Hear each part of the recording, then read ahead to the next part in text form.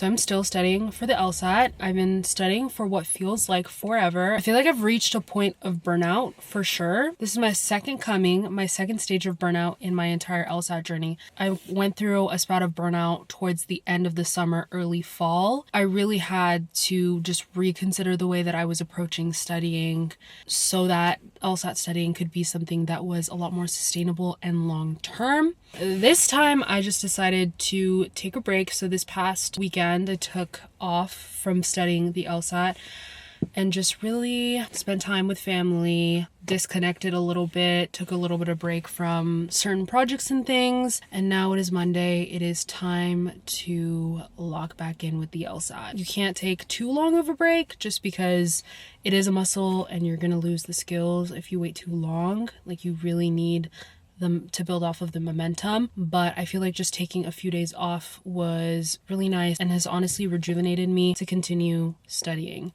I'm kind of in the last stretch of studying for this test. I will say that is definitely motivating me, knowing that the light at the end of the tunnel is just right there. Like, we're almost done. But when I tell you, this LSAT journey is not easy, and I feel like a lot of the times on social media you only really see the end. You only really see how quickly it goes, but like, it is a long journey for a lot of people, and it's hard. It's hard, it's long, it's stressful, but once you get through it, it's all worth it in the end. I am not a gatekeeper, and I promise you guys, once I am officially done with this whole LSAT saga or this whole LSAT chapter of my life, I'll film a whole in-depth video of my advice, my studying, what I've learned throughout this process, because I feel like I have been at this for so long, and I've definitely learned so much, not only about this test, but also just about myself, about the whole process. It's a lot. Having more information throughout this whole process gives you an edge, which definitely puts a lot of first generation students at a disadvantage, but there's so many resources out there, you just really have to take advantage of it. I know this library is sick of me.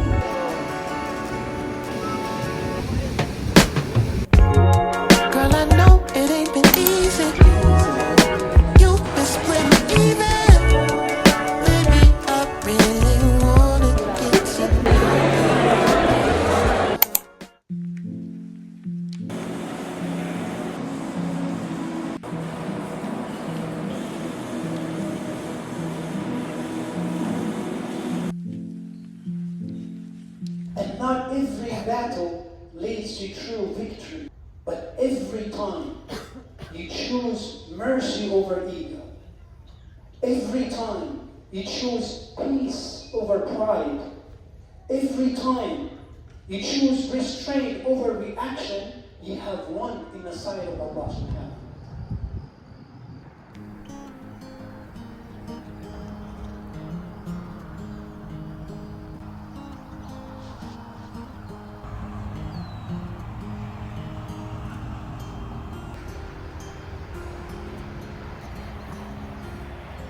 I'm long overdue for a spring refresh. I just put my sheets and everything in the wash, and now I'm putting everything back together. My room is honestly in desperate need of a clean, and I don't feel like I can study or do anything remotely productive until I just deep clean my room. Like, I need to go in and dust and wipe off my shelves because I've been procrastinating and putting it off for far too long. My friend recently came back from Bangladesh. She was in Bangladesh for a couple months. She gave me this set of wooden coasters that are engraved. I always have multiple drinks running throughout my room.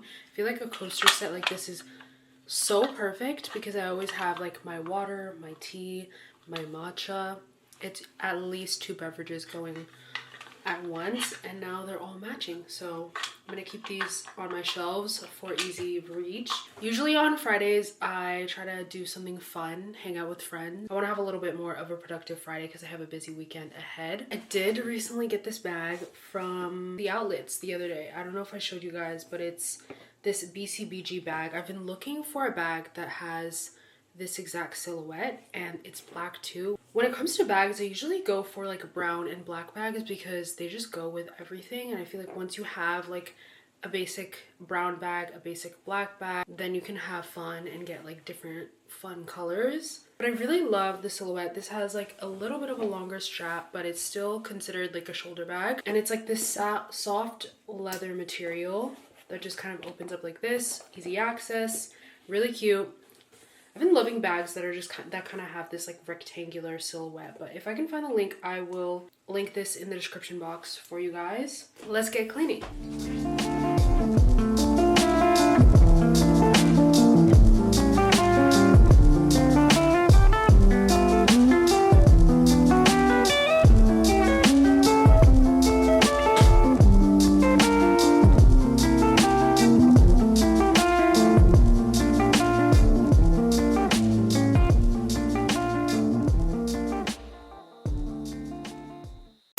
Today we're headed off to Westwood for the day. We're gonna stop at this coffee shop called Davion that's been on my list of OC coffee shops to check out for a hot minute. I think it's either in Garden Grove or Fullerton, so it'll be on the way up to LA. I'm gonna drop off my sister and have brunch. This is the fit. I'm wearing the Gap sweater that I thrifted from the bins a couple weeks back, and these slacks that I got from H&M recently. They're these like linen slacks, and they have the most casual, comfy fit to them. They're like super long, so they drape on the floor, and they're just super loose and comfy. I really love the material on these. I feel like they just give a nice, relaxed fit. These are like the perfect office slacks because they give the look of slacks but have more of just like a relaxed fit to them. And then of course my Mishwara Cheetah Girl scarf. I think we're doing half the day in LA. We definitely need to get back before rush hour traffic hits around 5-ish. But I'm excited. I haven't spent like a leisurely day in LA in a minute.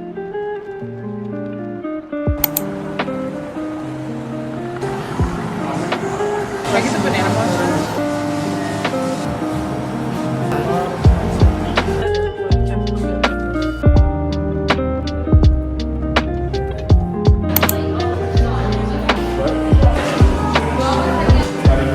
Ooh, that looks really good. They put them in a cute place. Oh, they This is so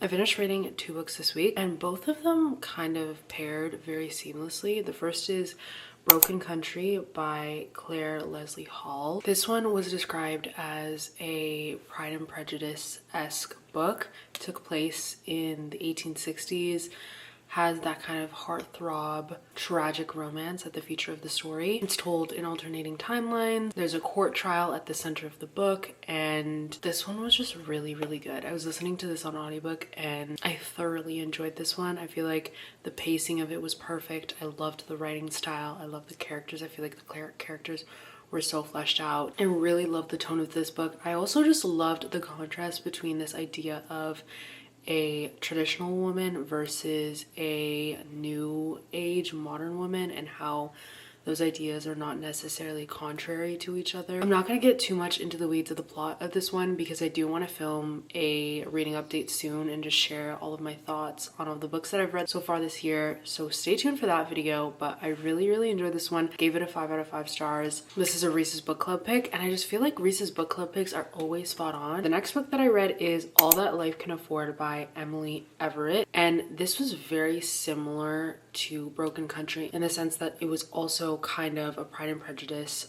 retelling, but this was kind of like Pride and Prejudice meets Gossip Girl. This was more of like a modern Pride and Prejudice vibe.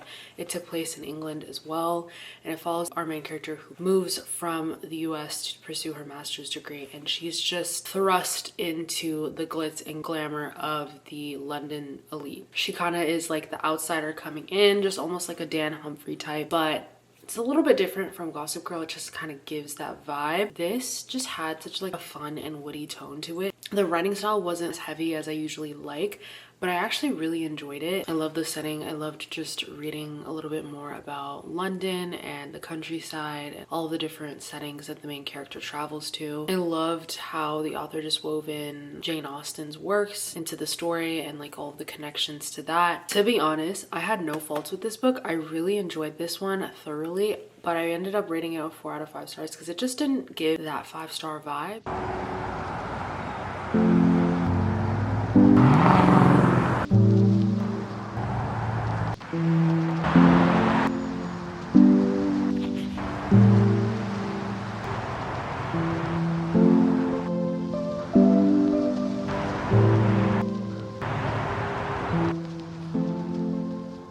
My mom put together these stunning floral arrangements.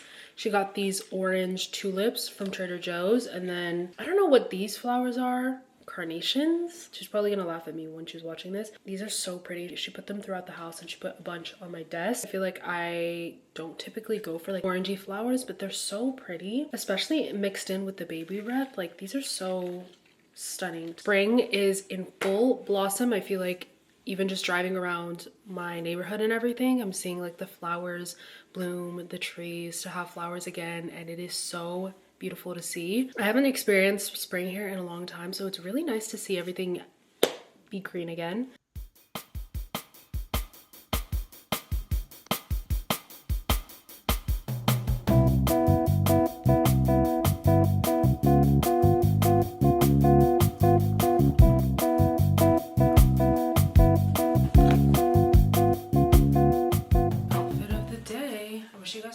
I got these jeans from Old Navy 2 days ago, and they are the best jeans. We stopped at the outlets, and the outlets always have the best deals, and I feel like it's really rare for me to find like the perfect fitting jeans to my exact like silhouette. I'm headed out. I have a long day ahead of me. I'm listening to Sunrise on the Reaping by Suzanne Collins. This is her new book about Haymitch, and it's been really interesting. I never read Ballad of Songbirds and Snakes, and I wasn't even gonna read this one because I feel like nothing is as good as the original Hunger Games trilogy. I feel like I just kind of had to lower my expectations, and I was just craving being back in the Hunger Games world. I also heard good things about this, so I feel like people are enjoying this one more than Ballad of Songbirds and Snakes.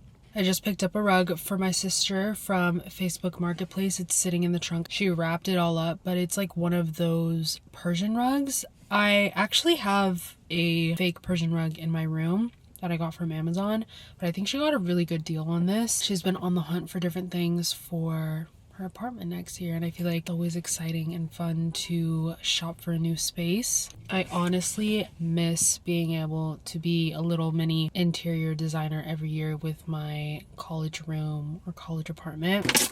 That was always so fun. I'm about to head to the library again. Today is a reading comp day. I'm going to be doing a reading comp time section and reviewing it. This stage of studying, I've been mainly focusing on time sections and reviewing it. I feel like where I'm at, that is just like the way that I learn best. Drilling, I feel like really helped me at the beginning when I had a lot to learn.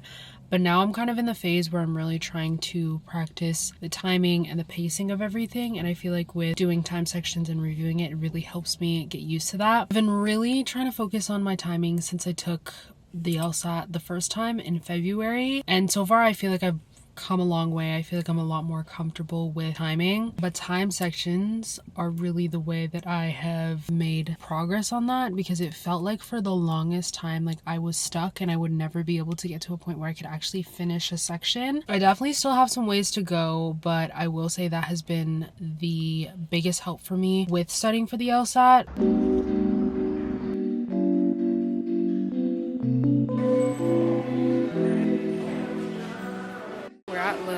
Shopping for a new kitchen. Which one should we go with? This one, black and white contrast, or this one right here? I'm kind of leaning more towards that one, weirdly enough, like the black and white contrast. No, I'm just kidding. Our oven broke, so we had to come back to Lowe's to order it. I'm not gonna lie, I kind of love going to like stores like Lowe's and Home Depot and just like looking at different samples. I was listening to a podcast recently and they were talking about how they use their iPad to be like a little interior designer. It sounds fun. Like in my spare time, why not? I have all the tools. I literally have an Apple Pencil. I can just design my dream kitchen, my dream life. I really like this gray finish. I also like when sinks have like the farm sink where it's just one sink instead of two separate ones.